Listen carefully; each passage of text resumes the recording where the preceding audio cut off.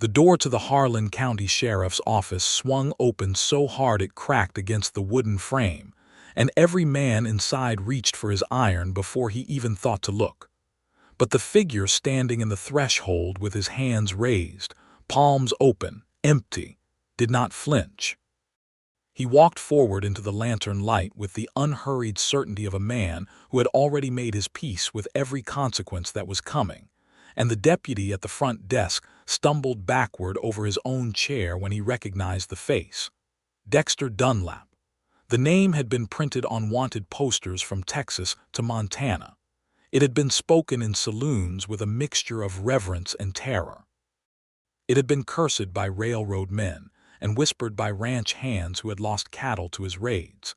He was wanted for robbery, for evading federal marshals, for the destruction of a Union Pacific supply train in 1882, and for enough other offenses that the total reward on his head had climbed to $3,000, a fortune in 1884 that most working men in Wyoming would never see in a single year of honest labor.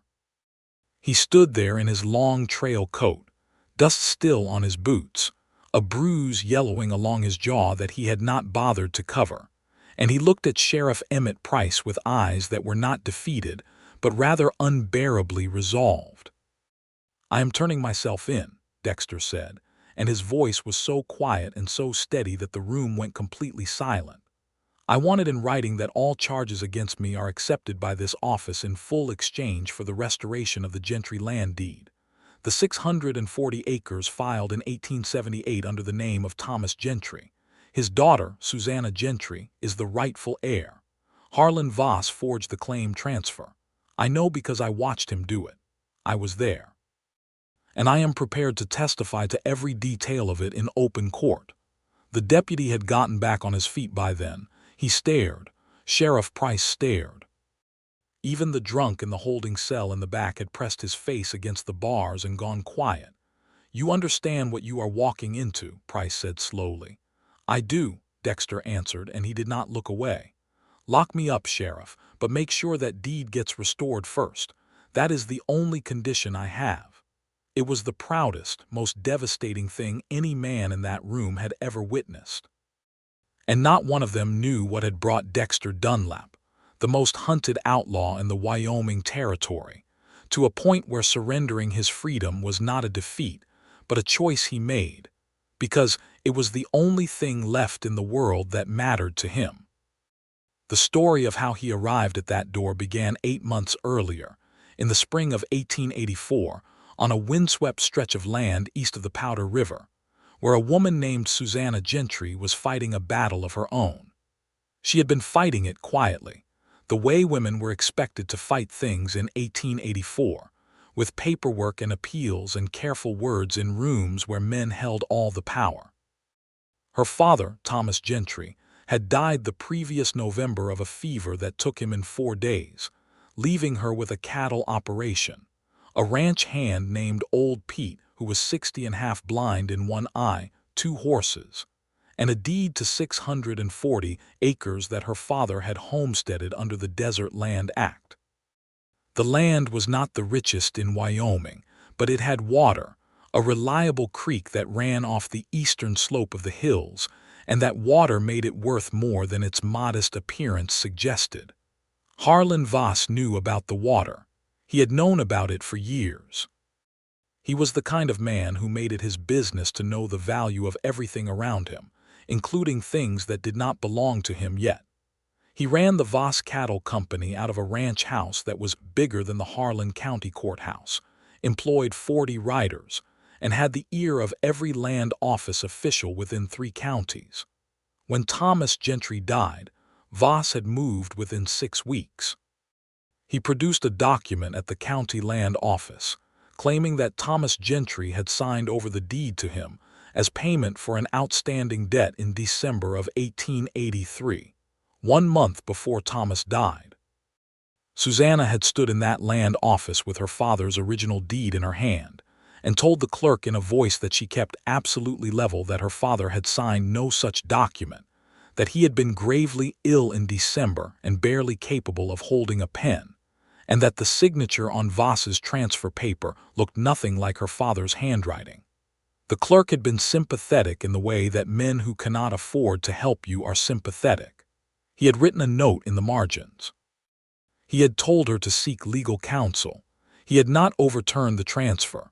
The lawyer in town had told her the case had merit but would cost money she did not have. The territorial judge who came through Harlan County twice a year had reviewed the paperwork and issued a postponement pending further evidence. Voss, meanwhile, had sent riders to the boundaries of her land with a message that she could remain in her house through the spring as a courtesy, but that by June she would need to vacate what was now, legally, Voss property. She had written letters. She had kept records. She had spent her evenings by candlelight going through every document her father had ever kept, looking for proof that the transfer was a lie, and she had found nothing definitive because the forgery had been done carefully by someone who knew what they were doing. It was the first week of April when she first saw Dexter Dunlap, though she did not know who he was. She had ridden out to the eastern fence line to check where one of Voss's riders had cut a section of her wire the previous day, a violation she intended to document before she repaired it, because every documented act of harassment was something she could potentially bring before the judge. She was leaning over the broken wire with a small journal in her hand, writing down exactly what she saw, when she heard hooves and looked up to find a rider coming along the creek bank at an easy pace. He pulled up 20 feet away and looked at her the way people look at something they were not expecting to find. He was tall in the saddle, lean but not thin, with dark eyes under the brim of a well-worn hat, and several days of dark stubble that he had not gotten around to attending to. His horse was a fine animal, a dark bay with good legs, which told her something about him even before he spoke. "You are on Gentry land," she said, because she was not in the habit of letting strangers wander her property without being addressed. "I know it," he said, and he did not look offended. He looked, if anything, a little amused. "I was following the creek. Beg your pardon." I did not see a fence line that was still standing. She looked at the cut wire and then back at him. "Someone cut it last night." He looked at the wire too. Something changed in his expression, something that was not quite casual anymore. "Voss Riders," he said, and the way he said it told her he already knew the name. She studied him more carefully. "You know Harlan Voss?" "I know of him," he said, which was a careful answer. "Are you Susanna Gentry?" The fact that he knew her name sent a quiet alert through her, not quite fear but the particular alertness of a woman alone on open land with an unknown man. "I am," she said. "And you are." He considered that for a moment. Then he said, "Dexter, I am passing through the territory." It was not a complete lie, she would later think, but it was not a complete truth either. She did not invite him to stay. But she also did not tell him to leave, because there was something in the way he had looked at the cut wire, something that had sharpened in his eyes, that told her he was not a man who worked for Voss. And right now, in her circumstances, anyone who was not working for Voss felt like a potential ally, even a stranger on a good horse who gave her only one name. He helped her repair the fence. He did not ask permission. He simply dismounted, tied his horse to a post, and began twisting the cut ends of wire back together with his bare hands while she watched. He had done it before, that was clear. His hands knew the work. They did not talk much while they worked. When the wire was repaired, he stepped back and looked at it, then looked at her. "How long has this been going on?" he asked. "Since January," she said, "when Voss filed a forged deed transfer." She did not know why she told him.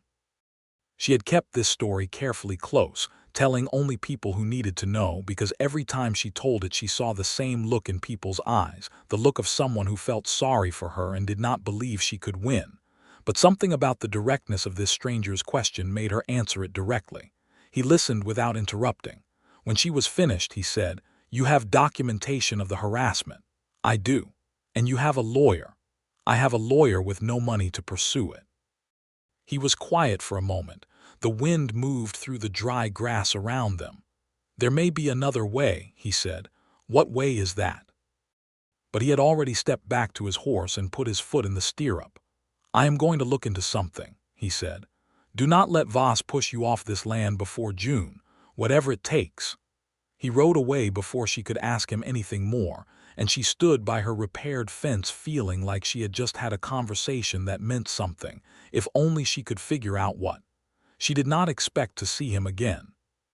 But 3 days later he appeared at the edge of her property in the early morning, before she had finished her first cup of coffee, and when she came to the door he was standing at the hitching post with his hat in his hand, and an expression that was more careful than she remembered. "I found something," he said. "May I come in?" She stepped back from the door and let him in, because she had spent the past 3 days thinking about the way he had looked at her cut fence wire, and she had decided, without being able to fully explain why, that she trusted him.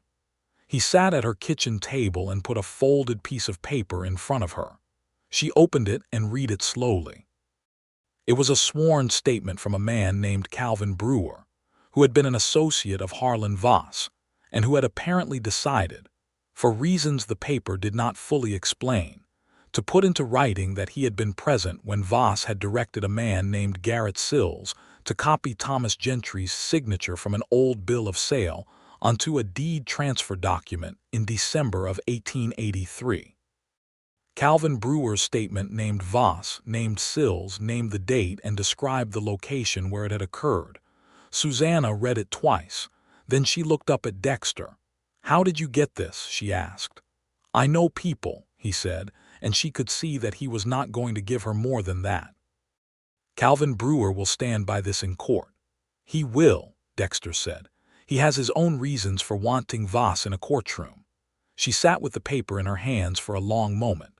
Something warm and overwhelming was pressing up behind her eyes, but she refused to let it become tears, because she had been holding herself together by sheer will for 4 months, and she was not going to break down over a piece of paper in front of a man she barely knew.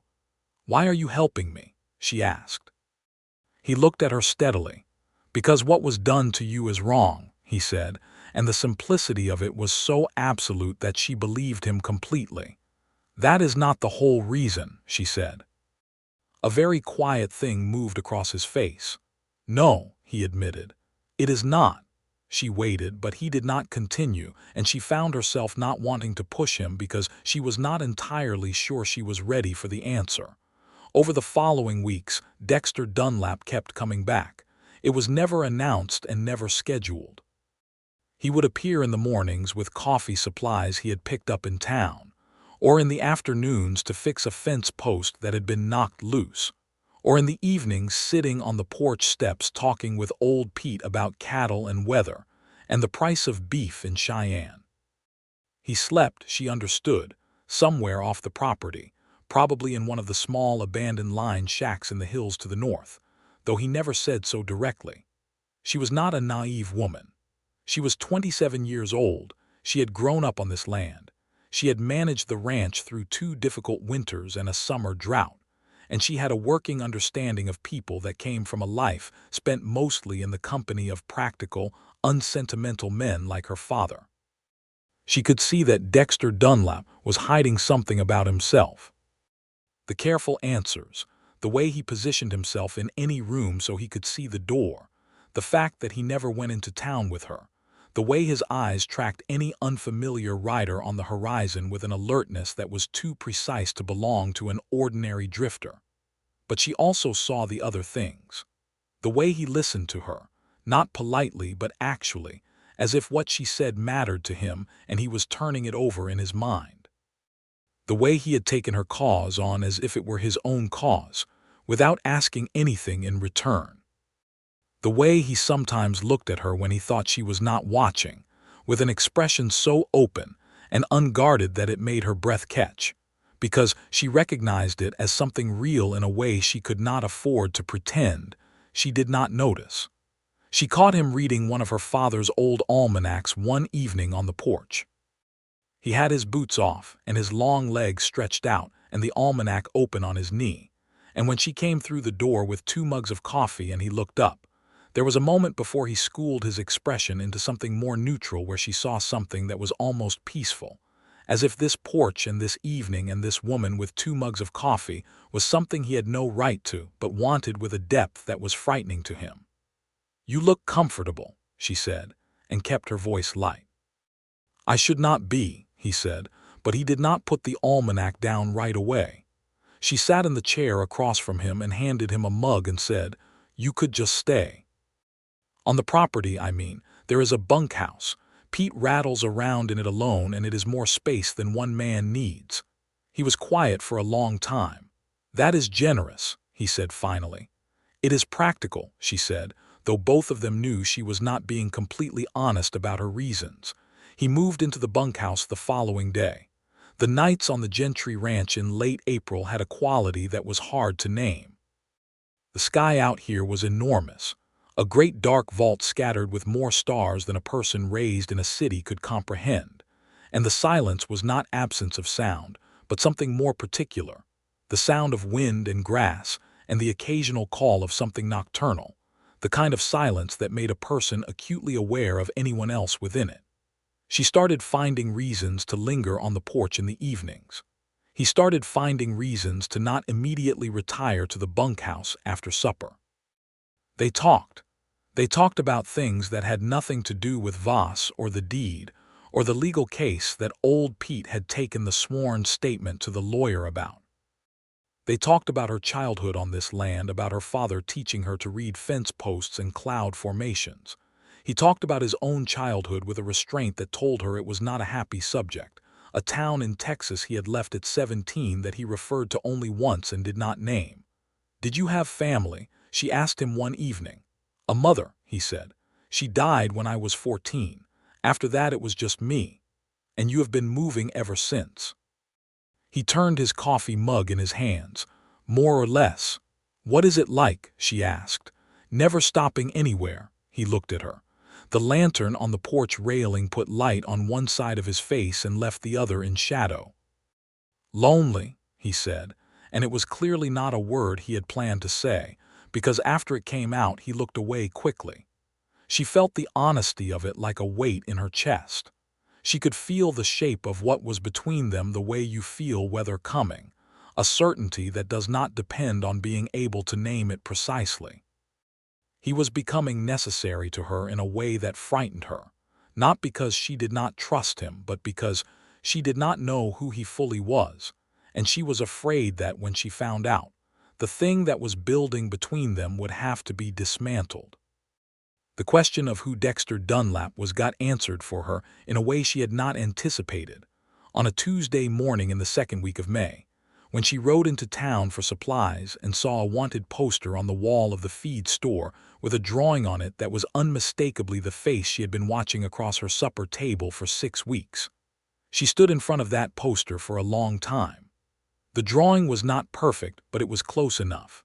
The jaw, the dark eyes, the particular set of his mouth. The name printed below it was Dexter Dunlap. The charges were listed in a column that she read slowly and carefully. $3,000 reward. She did not buy her supplies. She rode back to the ranch in a state of controlled fury that she had to work to maintain, because underneath the fury was something more complicated, something that was fear and grief and betrayal all wound together, and she needed the fury to keep moving. He was at the fence line on the south side when she rode in, doing a repair on a post that had been leaning since winter. He saw her face when she dismounted, and he straightened slowly, the way a man straightens when he knows what is coming.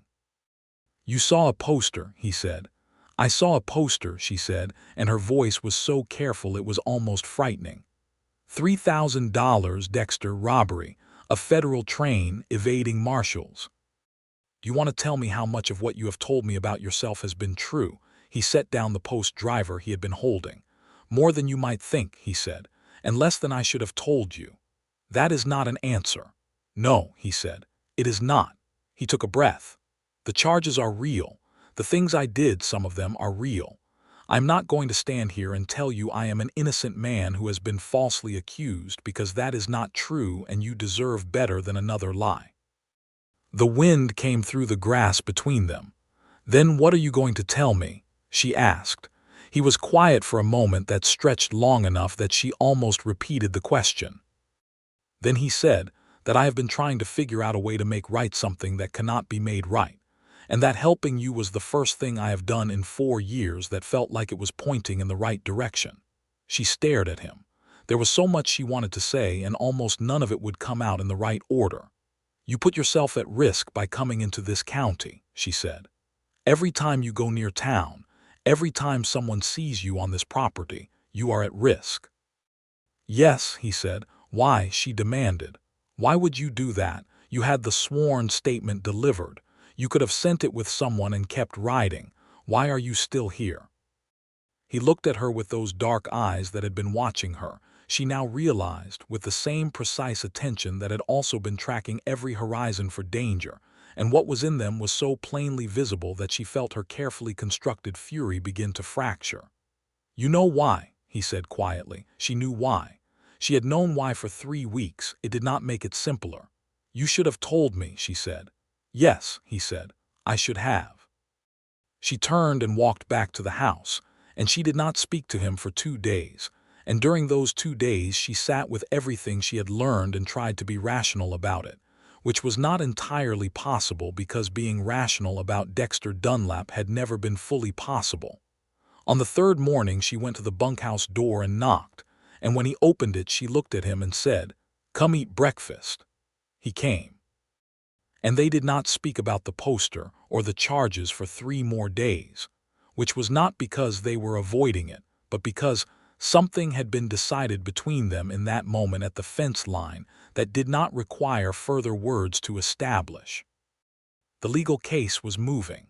Calvin Brewer's statement had reached the lawyer, who had gone to the territorial judge with it, and the judge had ordered a hearing for the 1st week of June.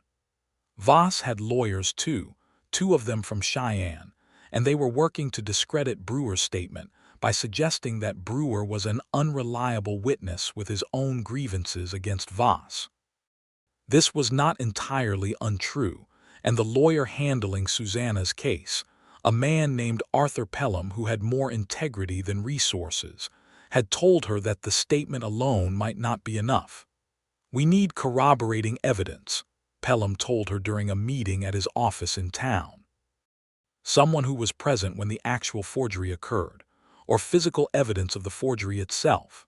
She had ridden home from that meeting in the golden late afternoon with a weight in her chest and found Dexter on the porch, having already heard from old Pete that she had gone to the lawyer, waiting. She told him what Pelham had said. He listened without moving, and she saw something work through his expression that she recognized now as him making a calculation, and not a comfortable one. "I know where the forged documents are," he said. She went very still. "What do you mean?" "I mean I was there," he said, and he said it in a way that told her this was the part he had not been ready to tell her yet. Calvin Brewer was there, Garrett Sills was there, and so was I. The silence was absolute. "You were there," she said slowly. "I was," he said. He met her eyes and did not look away. "I did not know it was your father's land at the time. I did not know Thomas Gentry. I was working for Voss, not as a writer, but in the way that men like me get used by men like Voss. Transportation, protection, things I am not proud of. I was there when Sills did the forgery. I saw the original documents. And Voss, because he is a careful man, kept copies of everything in a lockbox at his ranch. Insurance, I think, in case Sills or Brewer ever talked." Susanna's hand was pressed flat on the porch railing. She could feel the grain of the wood under her palm. "You have been here on my land helping me," she said, "and you knew the whole time that you were connected to what happened." "Yes," he said, "I did." "That is why you found Calvin Brewer," she said. "That is why you came here at all." "Guilt," he said, and the word came out stripped of everything else. "I did not know about the forgery until after. Voss told me afterward what the job had been for. By then Thomas Gentry was already dead and the deed was already transferred. I should have come forward right then. I did not, because coming forward means what you know it means for me." He looked at her steadily. "But I could not keep not coming forward when I found out you were fighting for it alone." Susanna looked at him for a very long time. The sun was going down behind the hills, and the light was that particular deep amber that only happened in Wyoming in spring. And in that light, his face was so serious, and so without defense that she could feel the truth of what he was saying in a way that bypassed her anger and went straight to something more fundamental. "The lockbox at Voss's ranch," she said finally. "Can you get to it?" "I know the layout of the ranch," he said. "Yes." She closed her eyes briefly. When she opened them, she said, "That is breaking and entering. That is another charge on top of everything else." "It is also evidence that could win your case," he said. She did not tell him to do it. She also did not tell him not to. She went inside and left him on the porch, and she lay awake until well past midnight hearing him saddle his horse and ride out, and she lay there in the dark telling herself she was not afraid for him and being completely unable to make herself believe it. He came back before dawn. She heard his horse come in and heard him move around the corral and then heard the soft creak of the bunkhouse door. She did not get up. In the morning he came to the kitchen and put a folded oilskin packet on the table. Inside it were 3 documents. She spread them carefully and read them, and what she held in her hands was the original deed with Thomas Gentry's authentic signature, a copy of the forged transfer with the discrepancies in the signature visible to anyone who looked at both side by side, and a note in Voss's own handwriting to Garrett Sills that outlined exactly what he wanted done and why. She looked at Dexter across the table. "This is everything," she said. "Yes," he said, "Arthur Pelham will be able to use this." "Yes," he said again. She looked at the documents and then at him. "You took an enormous risk," she said, "for me." "For what is right," he said, but the way he looked at her while he said it made the distinction academic. She reached across the table and put her hand over his. It was not a calculated gesture. It was not planned. It was what her body did before her mind had time to weigh it. His hand turned under hers and held on, and neither of them said anything for a long moment, because there was nothing that needed to be said. This was the beginning of something they both knew they could not fully keep. The case was moving toward June. The documents were damning, but Dexter Dunlap was a wanted man, and wanted men existed in a particular relationship with time, always running out of it. She brought the documents to Arthur Pelham the following morning. She did not tell Pelham where they had come from. She said she had found them in her father's things, which Pelham accepted because he was a pragmatic man who understood that sometimes evidence arrived from directions that were better not examined too closely. He spread the documents on his desk and was quiet for a long time, and when he looked up his expression had changed from carefully cautious to genuinely confident for the first time since she had walked into his office. "This is the case," he said simply. The hearing was set for June 4th. They had 3 weeks. In those 3 weeks, something happened between Susanna and Dexter that she had known was coming and had not known how to prevent, and as the days shortened toward June, stopped wanting to prevent. It began with a long conversation on the porch one evening that started with practical matters, the state of the herd, whether she would be able to afford to hire another hand if the case went her way, and gradually, the way conversations do when 2 people have stopped being careful with each other, drifted somewhere else entirely. He told her about his past with more specificity than he had allowed himself before. He was 31 years old. He had grown up poor in East Texas, had left at 17 with almost nothing and fallen in with men who offered easy money in hard times. He was not proud of what he had done. He was not going to ask her to excuse it. But he wanted her to know that there had been a version of him that was trying to be different for the last 2 years, that the Dexter Dunlap on the wanted posters was closer to who he had been than who he was trying to become. She listened to all of it. Then she said, "What do you want, Dexter? If you could have anything, if there were no wanted posters and no consequences and no running." He was quiet for so long she thought he was not going to answer. Then he said, "This, something like this. A piece of land and work that means something and someone to come home to." She felt the weight of that settle between them. "You could have it," she said softly. "Not as I am," he said. "Not with what is attached to me." She looked at him carefully. Is there a way to change what is attached to you? He looked at her with an expression she had not seen on him before, which was something like hope overlaid with terror. There might be one way, he said. She waited. He did not say more, and she did not push because she was afraid of what the one way might be.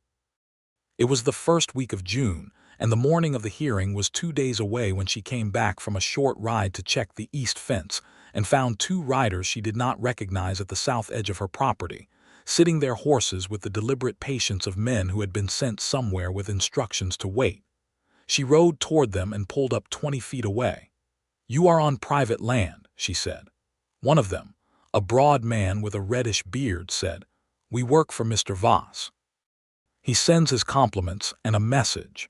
He says the hearing in 2 days is going to go poorly for you regardless of what evidence you think you have.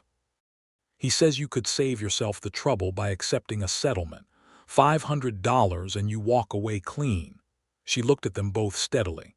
"Tell Mr. Voss that his compliments are not wanted and neither is his settlement." The broad man shrugged. "He thought you might say that. He also asked me to mention that the man you have been keeping on your property has an interesting history. $3,000 interesting.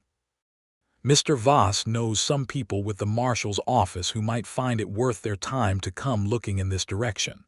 She felt the cold move through her chest, but she kept her face absolutely neutral. "I do not know what you are talking about," she said. "Good day." She rode back to the house at a controlled pace and did not increase it until she was out of their sightline, and then she pushed the horse to a gallop and came into the yard faster than she normally would and was off the horse and into the bunkhouse in under a minute. Dexter was cleaning his rifle. He looked up at her face and set the rifle down. "Voss knows you are here," she said. "He is threatening to send marshals." She watched his expression process this with the particular speed of a man who had spent years accounting for exactly this kind of danger. He was already moving, standing, reaching for things. "Then I need to go," he said. "Wait," she said. "Dexter, wait." He stopped. She crossed to him in 3 steps and took both of his hands in hers and held them, and she felt the tension in them and looked up at him and said, "Do not run, please." He looked at her, and she could see the war in him, the reflex of survival that had kept him moving for 4 years against something that was newer and more dangerous to him than marshals. "Susanna," he said, and her name in his voice was so full of everything he had not let himself say that she felt it like something physical. "Stay," she said. "The hearing is in 2 days. After that, if the deed is restored, we will figure something out, together. You do not have to keep running." "You do not understand what you are asking me to stay for," he said. "The risk to you if I am found here." "I understand it completely," she said. "Stay anyway." He looked at her for a long moment that contained everything. Then he reached up and put one hand against the side of her face, very carefully, as if she might be something that could break under the wrong kind of touch, and she turned her face slightly into his palm, and he made a sound low in his throat that was something broken being set back in place. He kissed her with his eyes open, just briefly, and she felt the wholeness of it, the seriousness, the way it contained both tenderness and something ferocious underneath. She kissed him back with everything she had been holding herself back from for 2 months. When they separated, she kept her hands on his chest and said against his collar, "Stay." "I will stay," he said quietly. He stayed.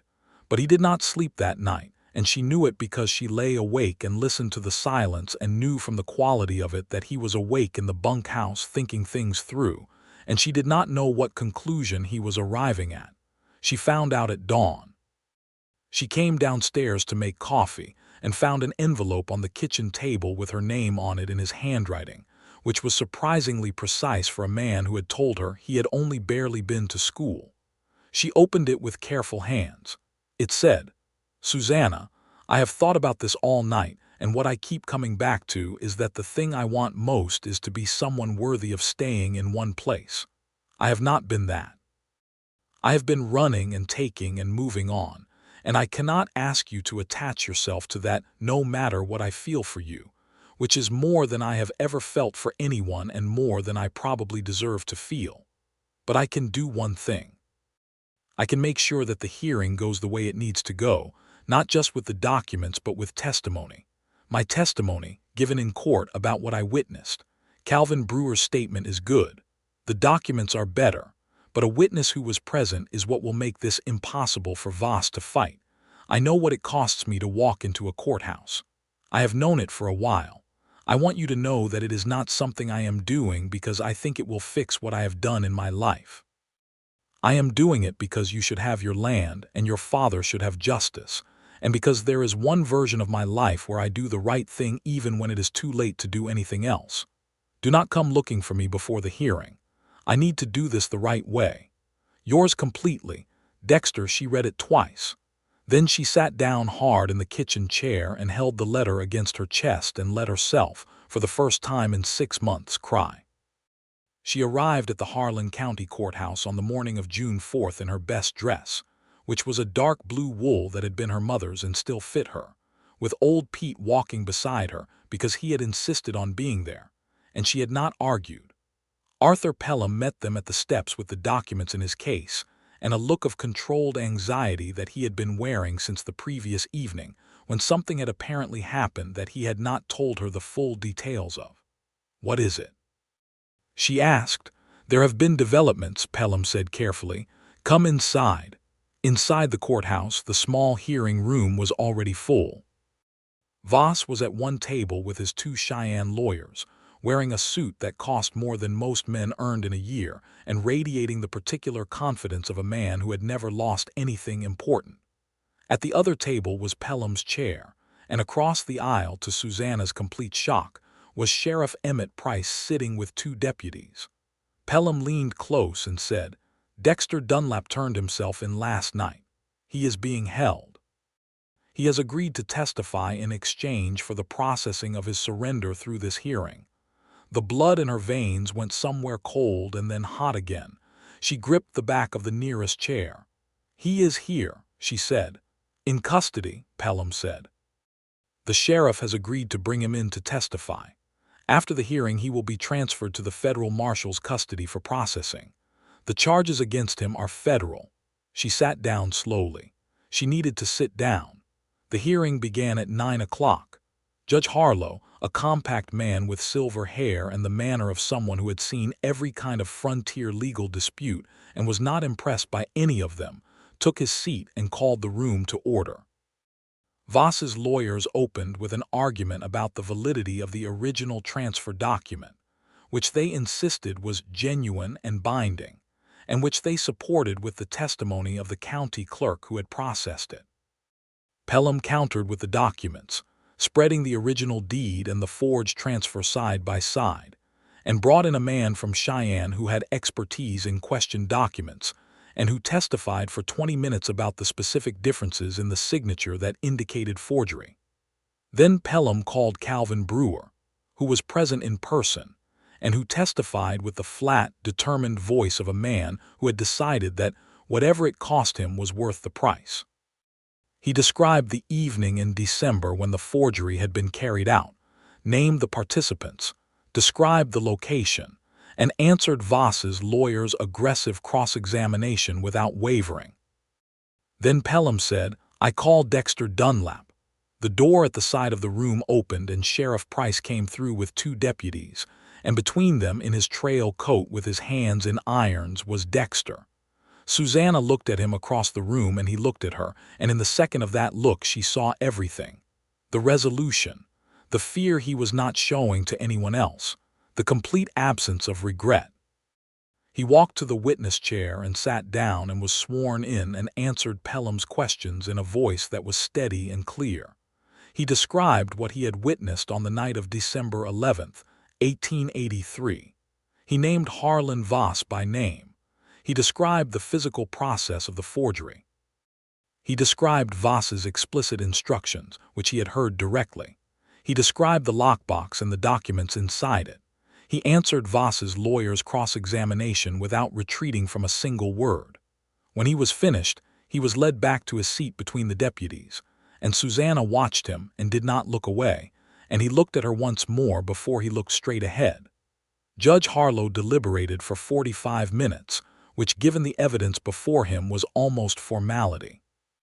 He returned and announced that the deed transfer filed by Harlan Voss on January the 9th, 1884, was declared invalid on the grounds of demonstrated forgery, that the original deed filed under the name of Thomas Gentry and held by his daughter and legal heir Susanna Gentry was the binding legal document, and that Harlan Voss was to face criminal charges for fraud and conspiracy to defraud.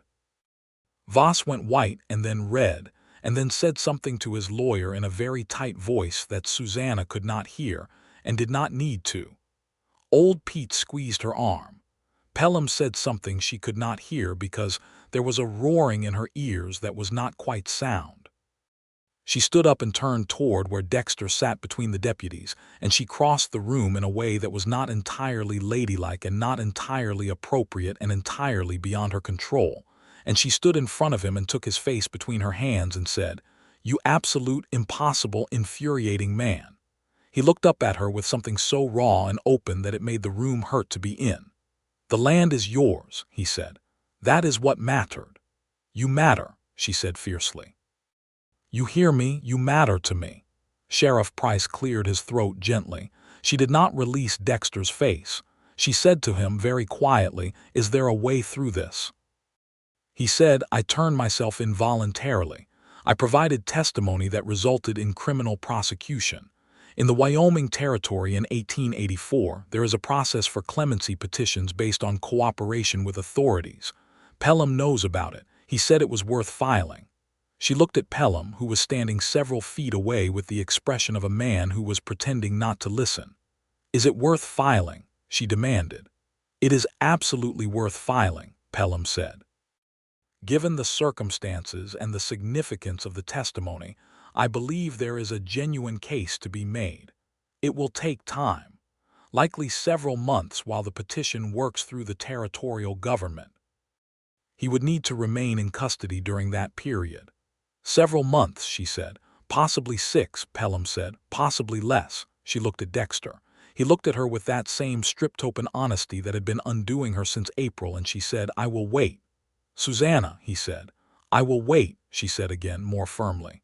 "And I will be at every single proceeding, and I will write every letter that needs writing, and I will not stop until this is resolved. Do you understand me?" He looked at her for a long moment. Then the corner of his mouth moved in something that was not quite a smile, but was the version of one that belonged to a man who was not used to being waited for.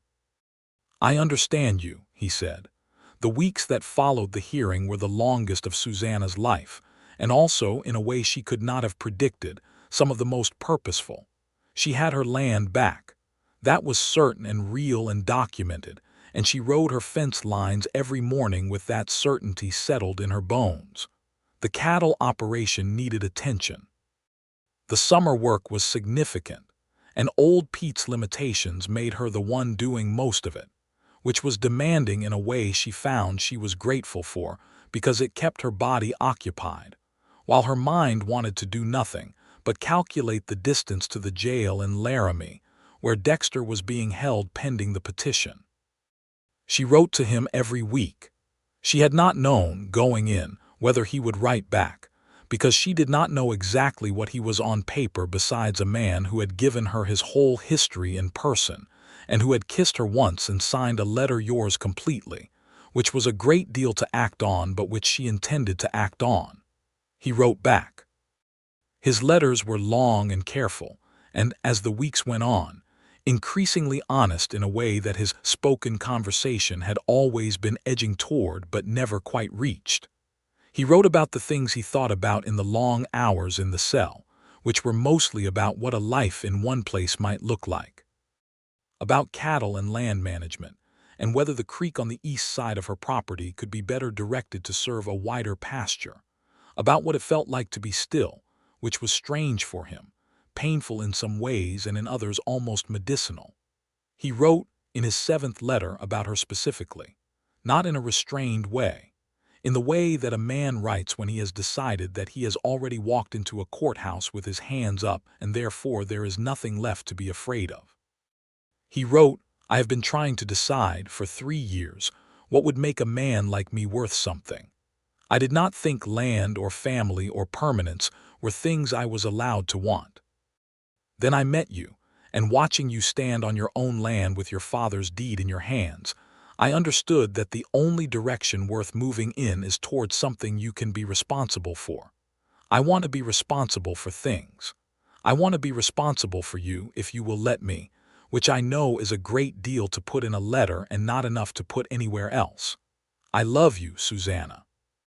I have loved you since the morning in April when you looked at a stranger on your property and told him he was on Gentry land, as if the land and everything on it was yours to defend, which it was, and I think I have loved you since that moment in a way that is going to be permanent regardless of what happens to me in this territorial process.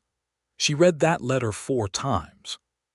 Then she sat at her father's desk in the last of the evening light and wrote back a letter that took her 3 attempts to get right because the first 2 versions were either too measured or too much, and what she finally wrote was, "Dexter, I love you too. I have tried to be sensible about this and I find I cannot. Come home when they let you. I will have coffee on." She signed it simply with her name and sent it on the morning stage. Arthur Pelham filed the clemency petition in July, supported by a detailed accounting of Dexter's voluntary surrender, his testimony which had been central to both the civil hearing and the subsequent criminal prosecution of Harlan Voss, and a character statement from Sheriff Price, who had written, with the particular brevity of a man who does not usually give compliments, that in his experience, the voluntary act of surrender and testimony by Mr. Dunlap represented a degree of personal accountability not commonly encountered in his line of work. The petition went to the territorial governor's office in Cheyenne, where it sat in a queue of other petitions and administrative matters through the heat of July and into August. Susanna waited. She worked her land. She wrote her letters. She did not waste energy worrying about things she could not change, which was a discipline she had learned from her father and which cost her more effort now than it ever had in her life. In the second week of August, she received a letter from Pelham that was not his usual measured prose, but rather was clearly written in some excitement, with ink blots and a crossed-out word in the second line. He wrote that the territorial governor had reviewed the petition and that the decision was this: the voluntary surrender and testimony of Dexter Dunlap, which had resulted in criminal charges against Harlan Voss, and the recovery of fraudulently obtained land, constituted sufficient cooperation with territorial law enforcement to warrant a negotiated resolution. The federal charges related to the Union Pacific supply train had been the most serious obstacle, but the railroad had agreed, after consultation with territorial authorities, not to oppose the petition, as the destruction of the supply train had occurred during a period when railroad land disputes with local cattle ranchers had produced several incidents of reciprocal misconduct that the company preferred not to litigate. The result was this: Dexter Dunlap was to serve a fixed sentence of 6 months in the territorial facility, already partially served, and upon release would be placed on a period of 2 years supervised settlement, meaning he was required to maintain a fixed residence in the territory and report monthly to the county sheriff. He was not to be a free man in the unrestricted sense, but he was to be a man with a home and an address and a future. Susanna read the letter in her kitchen and felt the emotion come through her in a clean, complete wave, and this time she let it, because there was no one watching and she had been holding herself steady for 4 months and she was allowed. He was released on a clear morning in late October. She drove the wagon to Laramie herself, making the 2-day journey with old Pete complaining from the passenger seat that she drove too fast on the rough sections, which she did because she could not help it, and they arrived the evening before his release, and she slept in the wagon under a heavy blanket with the stars overhead and felt, for the first time in 6 months, the particular quality of a night when tomorrow is going to change things. She was at the door of the facility when it opened in the morning, And when Dexter came through it in his trail coat with his hat in his hand and his eyes blinking in the morning light, he saw her immediately and stopped. Then he crossed the distance between them in several long strides, and she went to meet him, and he had her in his arms before she had time to compose herself or find words. And she held on to him with both arms and felt the realness of him, solid and present, and said into his coat collar, "You came back." "I told you I would," he said against her hair. "You did," she said. "I am glad you keep your word." He pulled back enough to look at her face, and what was in his expression was the fullness of everything she had read in his letters, real and warm and steady. "I have something to ask you," he said. "I know," she said. "You do not know," he said. "I have a pretty good idea," she said. He almost smiled. Then he reached into his coat pocket and produced a ring, a plain gold band that was not elaborate but was real and solid, and held it where she could see it. "I asked Pete if he thought this was acceptable," he said. "He said you were going to say yes regardless, and he was just happy he would not have to spend another winter as the only hand." She laughed, which was the right sound for this moment, big and genuine, and held out her hand. He put the ring on her finger and then held her hand in both of his and looked at her with those dark eyes that had tracked every horizon she had ever shared with him, and said, "Susanna Gentry, I am asking you to marry me. I am asking, knowing I come with 2 years of supervised settlement and a history that I am going to spend the rest of my life trying to offset. I am asking because I love you and because this land deserves someone who will tend it, and I want to be that person, and I want to tend it with you." "Yes," she said immediately, without any hesitation at all, because she had made this decision 6 months ago and had just been waiting for the procedural elements to resolve. "Yes, obviously yes. Now get in the wagon. Pete is driving me crazy." The drive back to the ranch took 2 days, and it was the best 2 days she had experienced in years. Because the conversation between them was the conversation of people who had been writing letters for 4 months, and now had the physical company of the person they had been writing to.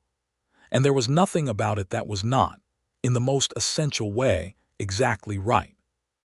They arrived at the ranch in the late afternoon of the second day, and old Pete walked out of the bunkhouse and looked at them both climbing down from the wagon and said, "About time," and went back inside.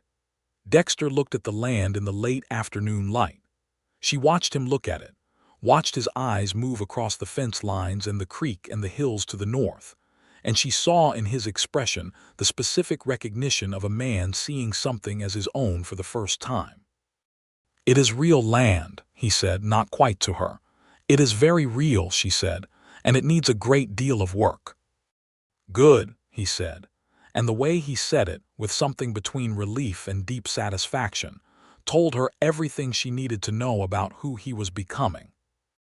They were married in November of 1884 in the small church in Harlan County, which was attended by Arthur Pelham and his wife, old Pete, who wore a suit that had not been out of his trunk since 1877, and smelled accordingly, the county clerk who had written that sympathetic note in the margins of Susanna's original complaint, and who showed up with flowers and an air of personal vindication, and approximately 30 other people from the surrounding ranches who had followed the events of the summer with considerable interest. Sheriff Price attended and stood at the back and nodded once when Dexter caught his eye across the room, which was the most complex single nod Susanna had ever witnessed, containing as it did the acknowledgment of everything that had passed between them and the establishment of a new understanding. The judge who married them was not Judge Harlow, who was a territorial circuit judge and not available for such things, but rather a justice of the peace named Miller, who was approximately 70 years old and entirely deaf in one ear, and conducted the ceremony at a volume that was appropriate for the deaf ear, which meant everyone in the room could hear every word with complete clarity.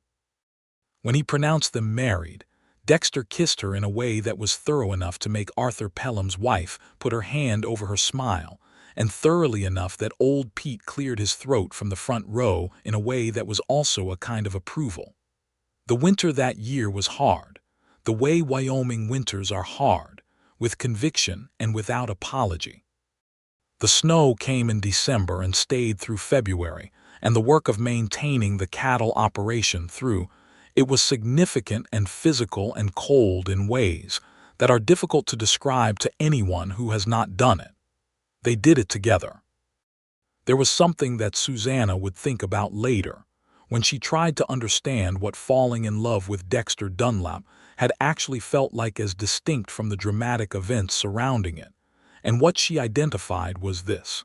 It felt like a piece of land being cultivated. It was not one dramatic event, but the accumulation of 10,000 small events. The way he handed her coffee in the mornings before she reached for it, because he had learned how she took it. The way he talked to the cattle the way her father had talked to cattle, not sentimental but communicative, as if they were sensible creatures who deserved to know what was happening around them. The way he stayed up late working on the account books not because it was his responsibility, but because he had decided, quietly and without announcement, that the responsibility of this place was his. The way he told her things at night, with the lamp low and the wind outside making its winter complaints against the eaves. Things about his past that he had never told anyone, that he told her because he had decided she was the person he was allowed to be fully known by. And she received those things the way good land receives water, taking them incompletely, not overflowing, letting them become part of what she was.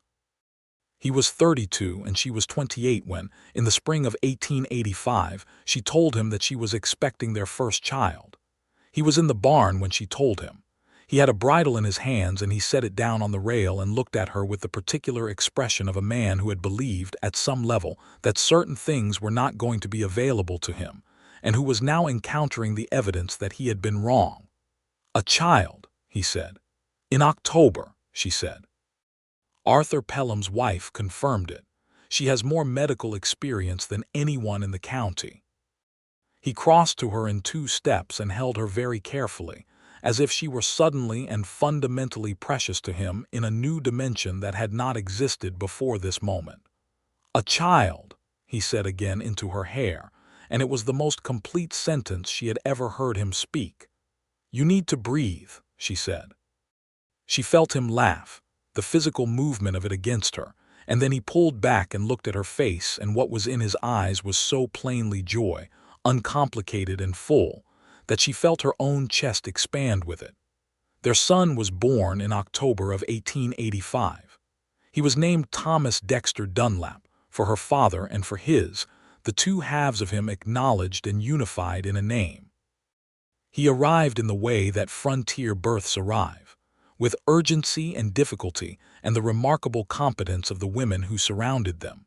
Pelham's wife, and a neighboring rancher's wife named Clara, who had delivered 6 of her own children, and understood the process with the calm authority of experience. Dexter was not allowed in the room, which was the custom, and he spent 4 hours on the porch in late October cold, not moving from the chair he had put himself in, which Pete later said was the most impressive sustained stillness he had ever seen from a man, and emerged from it when Clara came to the door and said, "A boy, and both of them are fine," with the particular expression of a man who has been holding himself together by the thinnest possible thread and has just been handed permission to let go. He was holding his son within 20 minutes of that announcement. He held him with the careful precision of a man who did not entirely trust his own hands with something this small and important, and he looked at Thomas for a long time, the dark hair and the face that was entirely new and also somehow familiar, and he said nothing for a while. Then he said, very quietly, "I did not know it would feel like this." "Like what?" Susanna said from the bed. "Like being afraid of losing something before I have even had it for 10 minutes, he said. "That is love," she said. "You get used to it mostly." He looked up at her, and she saw in his face the complete version of everything that had been building since April of 1884, when a stranger had come along her creek bank on a dark bay horse and helped her fix a fence and not given her his full name. The man who had turned himself in so she could have her land back. The man who had kissed her once in a bunkhouse doorway and written her letters for 4 months and put a plain gold ring on her finger and made himself responsible for this piece of land and this life with the same absolute commitment with which he had walked through the sheriff's office door. He was not a simple man. He never would be. But he was, without any further question, hers. The 2 years of supervised settlement ended in the fall of 1886. Dexter had reported monthly to Sheriff Price without missing a single appointment, had been a visible and productive member of the county community, and had been noted by Price in his final report to the territorial office as having demonstrated sustained and verifiable rehabilitation of character. The report had taken Price a long time to write, Susanna suspected, not because it was difficult to document, but because a man like Price did not write things like sustained and verifiable rehabilitation of character without considerable internal debate about the appropriate deployment of language. On the morning that the supervised settlement period officially ended, she and Dexter were having coffee at the kitchen table, and Thomas, who was 10 months old and very interested in the dog they had acquired that summer, a large mixed breed named Governor, was sitting on the floor conducting the important work of pulling Governor's ears, while Governor endured it with the patience of a saint. Dexter looked up at her over his coffee and said, "It is over." "It is," she said. "I am a free man," he said in a tone of mild disbelief. "You are a free man," she confirmed. He looked around the kitchen, at the familiar walls and the lamp on the sideboard, and the morning coming through the window and Thomas on the floor and Governor's ears, and his expression was the particular expression she had first seen on the porch in April of 1884 when he had been reading her father's almanac with his boots off. "Good," he said quietly. "I would like to stay." She reached across the table and put her hand over his, the same gesture she had made on the same table 18 months ago over a different kind of document. "Then stay," she said. Harlan Voss was convicted in November of 1885 on charges of fraud and conspiracy to defraud. His lawyers had argued strenuously and expensively and unsuccessfully. He was sentenced to 5 years in the territorial prison in Laramie and fined an amount that substantially reduced his operational capacity, and the Voss Cattle Company declined over the following years under the management of his son, who lacked both his father's ruthlessness and his father's talent for holding an operation together by coercion. The Gentry land, under Susanna's management and with Dexter's labor and eventual expertise, became something her father would have recognized and been proud of. They expanded the herd over the following years, added fence lines to properly contain the eastern pasture, and improved the water management on the creek in a way that increased the productive capacity of the grazing land significantly. In the spring of 1887, they added 60 additional acres to the north through a legitimate purchase from a neighboring family that was selling and moving further west, bringing the total to 700 acres, which was more than enough to sustain a working cattle operation and build something that would last. Old Pete remained through all of it. He was 63 and then 64 and moved slower every year, but continued to show up to his work with the reliability of a man who had decided that work was the reason for being upright and intended to maintain that position as long as his body allowed. He had an opinion about almost everything that happened on the ranch and expressed it freely to Dexter, who listened with genuine respect and occasionally disagreed, and was usually wrong to disagree, which Pete pointed out with the restrained triumph of a man who has learned patience. In the spring of 1887, Susanna told Dexter she was expecting again. He was better prepared for it this time, which is to say he only stood entirely still for about 30 seconds before crossing the room and holding her. Their second child, a girl, was born in November of 1887. They named her Alina, for no one in particular and for the name itself, which Susanna had always liked and which Dexter had agreed to with the immediate decisiveness of a man who trusts the judgment of his wife on questions of names.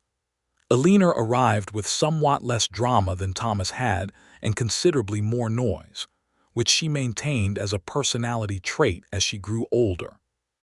Thomas, at 2 years old, regarded his sister with the philosophical uncertainty of a person confronted with a permanent change in their domestic arrangement, and dealt with it by becoming, over the following months, her most dedicated protector, which was a characteristic that would define his relationship with his sister for decades. In the evenings of 1888, with Thomas asleep and Eleanor finally quiet in her cradle and old Pete's light out in the bunkhouse and Governor asleep by the stove, the ranch house had a quality of completion that was the best thing Susanna Gentry had ever inhabited. Not because it was easy or without difficulty. Not because the land was not still demanding and the work was not hard and the winters were not cold, but because it was real and it was hers, and it was held together by something that had been built honestly, out of the worst circumstances, and the best impulses of two imperfect people who had found in each other what people are most fundamentally looking for. She was at the desk one evening in the winter of 1888, writing a letter to Arthur Pelham about a legal matter relating to the northern boundary of the expanded property, when she became aware that Dexter was standing in the doorway from the kitchen, leaning against the frame in the way he had of occupying a space without demanding it, watching her. "What?" she said, not looking up. "Nothing," he said. "Just watching." She set down her pen and turned to look at him. He was 35 now, the same dark eyes and the same jaw a little more settled in his face, the hardness that had been defense replaced by something that was not softness exactly but weight, the weight of a life being genuinely lived. "You look content," she said. "I am," he said, simply and completely. She studied him for a moment. "Do you miss it?" she asked. "The other life, moving, the freedom of it." He considered this question the way he considered things that deserved honest answers, which was slowly and without deflection. "Sometimes I miss not being responsible for anything," he said. "But that is not the same as missing the life. The life was loneliness dressed up as freedom." She nodded. "And this? This is the actual thing," he said.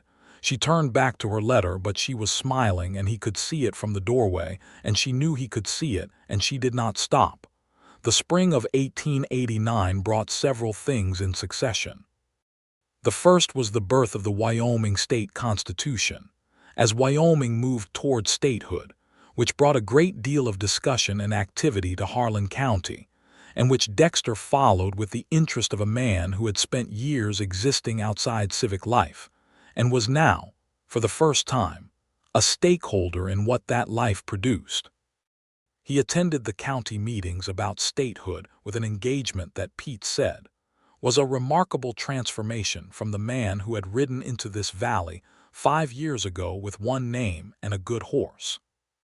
The second thing was that Arthur Pelham announced his retirement from the law on account of his eyesight failing him, and held a small dinner at his house to which he invited the people who had been most significant in what he called the meaningful portion of his career, which included the Dunlap household, Sheriff Price and his wife, and Calvin Brewer, who had moved to a neighboring county and started over as a farrier, and who arrived at the dinner with a new beard and an air of uncomplicated contentment. Brewer shook Dexter's hand across Pelham's dining table and said, "I hear the Gentry land is the finest operation east of the Powder River now." "Dunlap land," Susanna corrected cheerfully from across the table. "Half Gentry," Dexter said, because he had always believed in acknowledging where things came from. The third thing that spring was that Susanna discovered she was expecting a third time, which she announced to Dexter on a morning in April when the land outside was doing everything spring in Wyoming does, which is to say asserting itself after a long winter with the specific determination of something that was never not planning to come back. He received the news in the way she had come to love about him, the initial stillness, the moving across the room, the holding on. "3 children," he said. "Yes," she said. "Governor is not going to like it," he said, because Governor's patience had been substantially tested by a leaner, and he was not certain the dog had the reserves for another round. "Governor will manage," she said. "He is very resilient." "He is," Dexter agreed, and he was still holding her, and the morning light was coming through the window of the kitchen of the house that had been Thomas Gentry's house, and was now Dunlap House, on the land that a young woman had fought for, and an outlaw had walked into the light to restore. And in the simple domesticity of that moment was everything that neither of them had known they were moving toward all along. Their third child, another son, was born in November of 1889 as Wyoming was becoming a state. They named him James, a plain and solid name that suited him, and he came into the world in a house that was full and warm and complete in ways that empty houses are not. Thomas at 4, Alina at 2, and James in his cradle. Dexter at 36 with calloused hands and clear eyes, and a life he tended every day with the same precision and care that a man brings to land he intends to keep. Susanna at 32, her father's daughter and her own woman, standing on her own land in the morning light with the full possession of something she had refused to let be taken. There was a morning in the late autumn of that year when Dexter rode the full perimeter of the property alone, which was something he did periodically, a habit that Pete said was his way of taking the measure of the place.